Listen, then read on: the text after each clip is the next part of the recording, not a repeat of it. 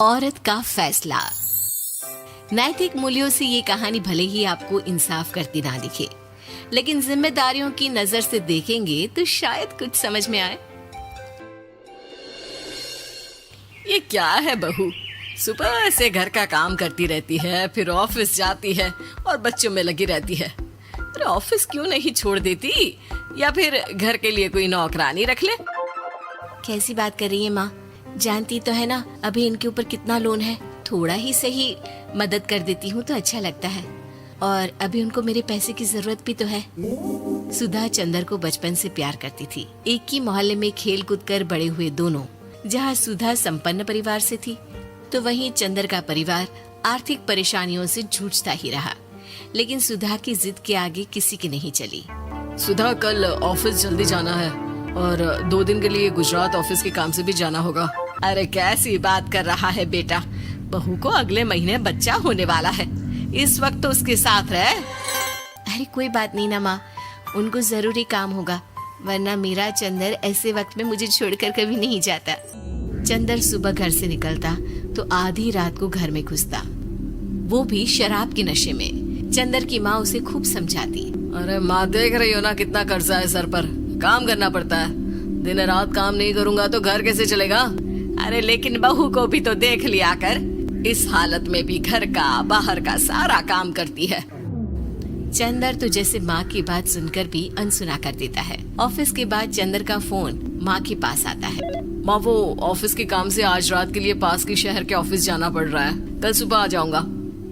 सुधा रात को कमरे में सो रही होती है कि उसके पेट में दर्द होता है। सुधा चंदर को वीडियो कॉल करती है। इनको फोन कर लो, शायद कुछ आराम मिले। लेकिन 10 बार फोन करने पर भी वो सुधा का फोन नहीं उठाता। ऑफिस के काम से गए हैं, हो सकता है बिजी हो। कितनी मेहनत कर रहे हैं हम लोगों के लिए। सुधा सो तो जाती है, लेकिन अकेले उसे कमरे में डर लगता है। अगले रोज चंदर घर आता है, जहाँ सुधा ऑफिस जाने के लिए तैयार हो रही थी। तुम आज भी ऑफिस जाओगी? कल रात भर तो ड्यूटी की है, थक जाओगे, छुट्टी ले लो ना। अरे नहीं नहीं, कैसी बात कर रही हो, ये तो पॉसिबल ही नहीं है। अच्छा रुको, मैं जल्दी से तुम्हारा खाना और नाश्ता बना देती हूँ। बेचारी सुधा ऑफिस जाना छोड़कर लग जाती है पति के लिए खाना बनाने, उसके कपड़े प्रेस करने और जरूरत का सामान मुहैया कराने के लिए। हो सके तो रात की ड्यूटी मत लिया करो ना, मुझे बहुत डर लगता है। अरे यार क्या है, तुम तो ऐसे बिहेव कर रही हो कि तुम ही अकेली हो जिसे बच्चा होने वाला है। इतने लोगों के पति जो काम के सिलसिले में बाहर होते हैं, उनका क्या? सुधा को चंदर के मुंह से ये बातें अजीब लगती है। अरे हुआ क्या है तुमको? पहले तो तुम मेरा कितना ख्याल रखते थे, मेरे पास रहते थे, मेरी दवा से लेकर खाने पीने तक का सारा ख्याल। और अब इस बार तो तुम एक दफा भी मेरे साथ डॉक्टर के पास नहीं आए, क्यों? अरे पागल हो गई हो क्या? पागल वाली बात कर रही हो। काम धंधा देखो या फिर तुम्हें लेकर टहलता फिरूं। और मुझे शुक्रवार की रात को काम से निकलना है, सोमवार आऊंगा। सुधा को समझ में नहीं आता कि क्यों अचानक से चंदर को फील्ड का काम मिल गया है।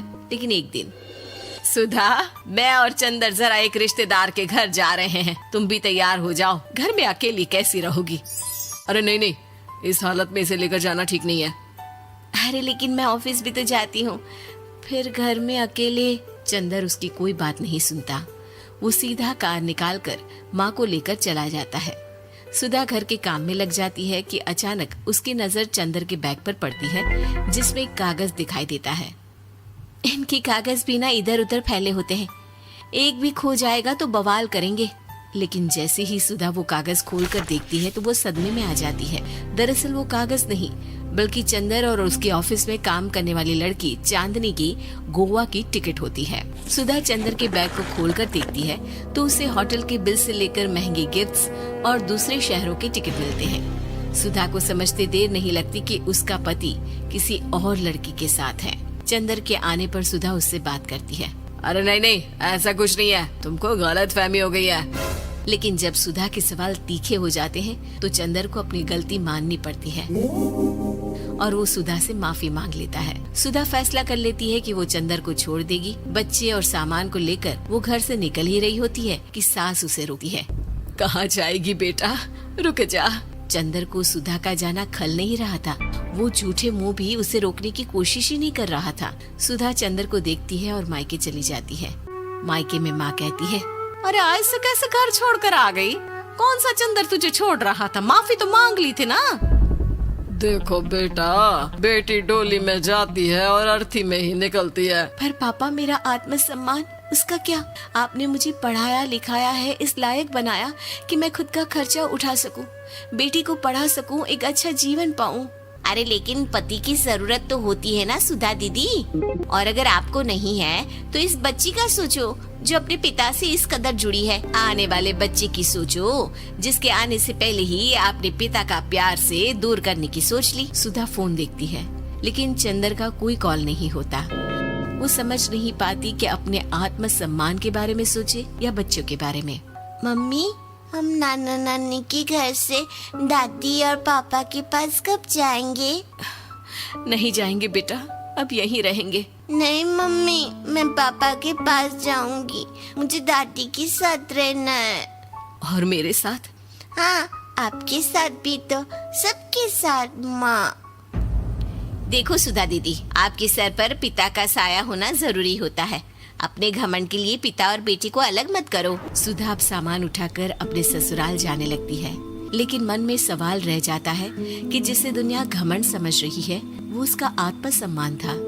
चंदन ने माफी जरूर मांग ली, लेकिन कभी ये एहसास नहीं दिलाया कि वो सिर्फ उसी का है।